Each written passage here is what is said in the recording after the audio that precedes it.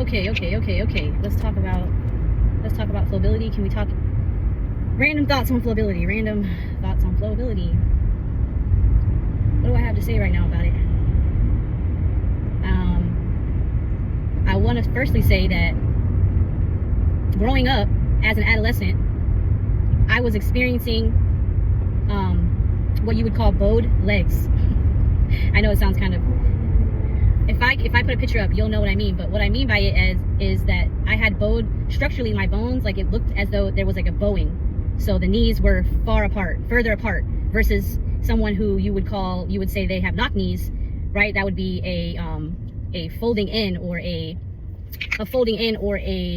pronation of the knee. So I had what was bowed. And growing up, I played multiple sports, always athletic, but playing basketball, I would sprain my ankles frequently. And I would always have shin splints. And I always knew that I had I always knew that I had a weak arch, as in I had flat feet. So, and this was from a very young, early age. However, I felt growing up, I always tried different shoes, or I was always trying different modalities and different things to help with that. And I know that sprained ankles are a part of the sport.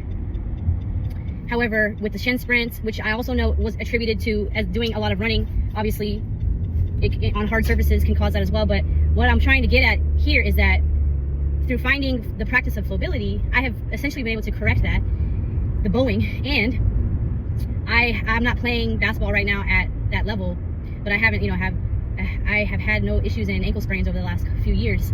Now, I still feel that there are some weak points when it comes to my feet, and I've done a lot of work over the years, and that has aligned my legs and has gotten me to a point of alignment through practicing Flobility, which focuses on reestablishing the relationship of your ribs and your pelvis through learning specific breath dynamics.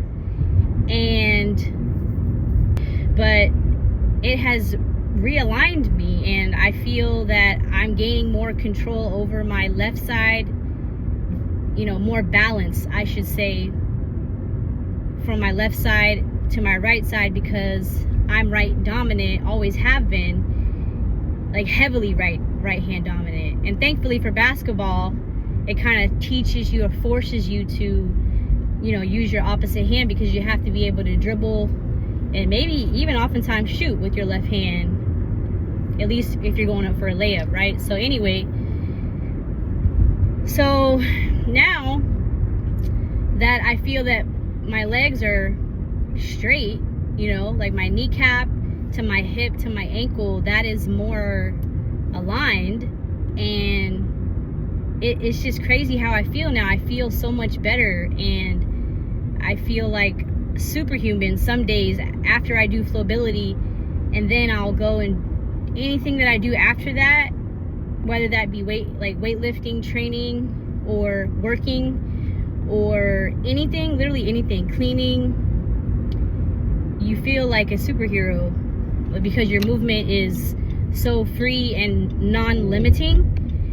And I can't really describe why it makes you feel that way, but you'll just have to try it for yourself.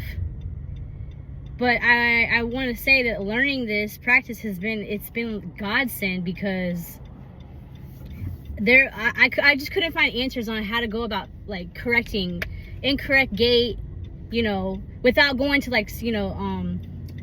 physical therapy. So when I found Flobility, I was like, okay, this is literally it. This is the key. If this practice would have been, if I would have implemented this as a young adult, as an adolescent growing into, adulthood, this is foundational type stuff. So you're learning how to, essentially align everything. And with the breath work too, man, it's just been game changing. So what else can I say about Flobility? It's for anyone. It's for anyone experiencing pain, because I was experiencing a whole bunch of pain as well, what you would perceive as pain. And I was lifting weights as well, and it was got to the point where I couldn't really lift anymore because my body didn't feel good, you know what I mean? And because I wasn't doing the flow, and I wasn't focusing on using the body as a whole, you know what I mean?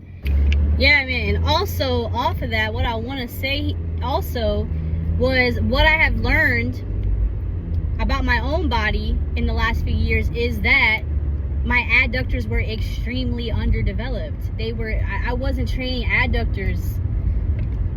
I mean, and if I was training them, I wasn't training them nearly to the extent that I was training quads and glutes. So the adductors and the top butts, which is your glute medius, which is that top portion of your glute. So strengthening that, strengthening the top butts, strengthening the adductors, and learning how to control my middle, i.e. control the stabilization of the ribs to pelvis, so that when I do anything overhead, my shoulder is actually doing it. I'm doing things overhead, and it's not like I lift my head and my ribs go with it, right? So all three of those things combined really I feel like have changed my body, have changed my legs. My legs literally are not bowed like they used to be a few years ago. So life-changing stuff. So the adductors, I did want to point that out, was that the adductors, and it's specifically my left side and my left hip and my left glute, have been, I've done a lot of work, and I'm continuing to do the work to get better. So yeah.